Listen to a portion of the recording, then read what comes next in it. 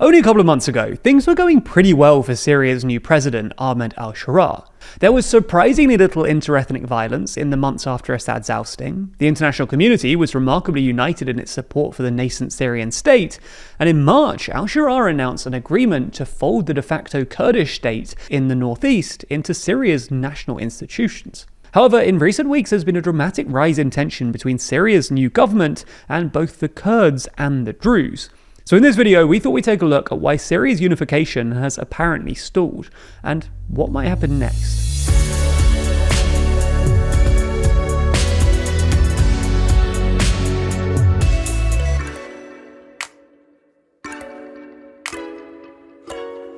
Dive deeper into politics with our magazine Too Long. Yep, we make a real physical magazine. In the latest issue, we discuss how El Salvador and Kosovo became 21st century penal colonies. We ask 6 experts what drives anti-establishment sentiment around the world, and ask if we're observing the end of the American order. Find out more by clicking the link in the description.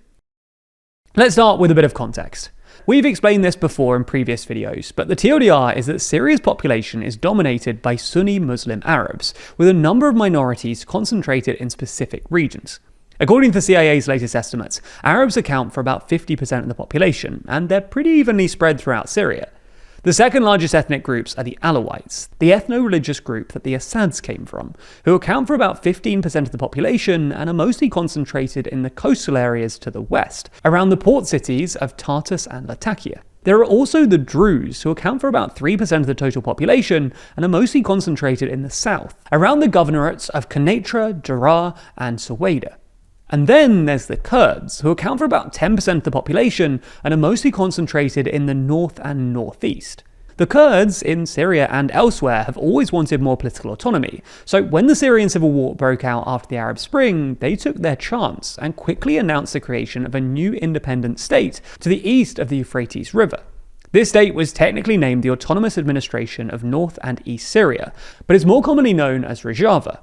Rojava isn't a Kurdish state per se, its constitution makes no explicit reference to the Kurds, and it's not even clear if Kurds constitute an outright majority in the territory, but it has pretty Kurdish vibes, both because its military wing, the Syrian Democratic Forces, or SDF, is mostly led by Kurdish forces, and because the main political group in the region, the Democratic Union Party, is a Kurdish outfit.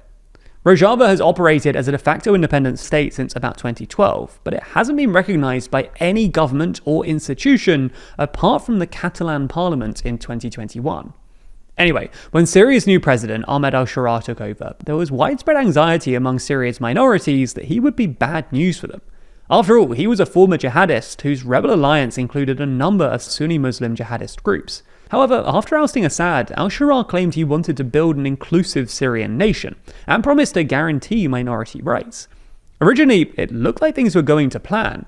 In the first few months after Assad's fall, there was surprisingly little interethnic violence, and in March, the SDF, who are essentially Rojava's national army, agreed to integrate with al-Sharaa's new government forces, and hand over control of Rojava's border posts, airports, and vital oil and gas fields.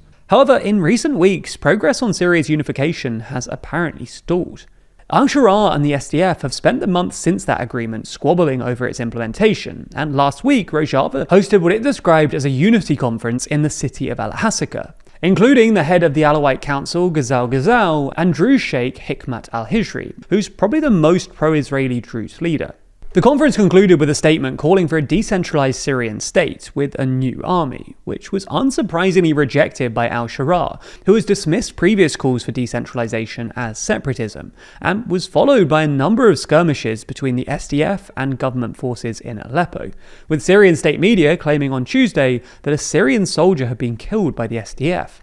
In reaction, al-Sharaa's defense ministry released a statement warning that the continuation of these actions will lead to new consequences. And there have even been reports in the Turkish press earlier this week that Syria and Turkey were considering a military offensive into Rojava.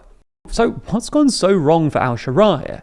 Well, there are both domestic and international factors at play. Domestically, there have been at least 2 episodes of appalling interethnic violence in the past couple of months. In March, fighting between government forces and the remnants of Assad's security forces in Alawite-dominant areas spilled out into a wider interethnic conflict, resulting in the deaths of at least 1,500 people, mostly Alawites. Then last month, fighting broke out between Druze militias and Arab Bedouin tribes around the city of Suwaida. The government tried to intervene, but Druze leaders accused them of siding with the Bedouin, and Israel launched airstrikes on government forces in the affected regions, before even striking government sites in the capital of Damascus. During the fighting, government forces carried out some appalling human rights abuses, including a massacre at a hospital in Suwaida. While al-Sharaa has since claimed any atrocities were carried out by rogue elements within the army that will be reprimanded, this has nonetheless undermined confidence in al-Sharaa's new government, and especially the army. Syria's reunification has also been stymied by changes in international opinion. When al-Sharaa first came to power, the international community was surprisingly united in its support for the nascent Syrian state. Most European and Middle Eastern countries apparently decided that al-Sharaa was their best shot at a stable Syria, and al-Sharaa managed to negotiate an orderly withdrawal of Russian military equipment and troops between December and February. Even the US decided to throw its weight behind the new government, with Trump describing al-Sharaa as a young, attractive guy, and lifting sanctions on Syria in late June. However, in recent months, this international unity has started to fray. Obviously, Israel intervened against al-Sharaa's new government on behalf of the Druze, putting the US in a difficult spot. But there's also been an emerging rift between France and Turkey, who are both holding parallel negotiations between Syria and its minorities.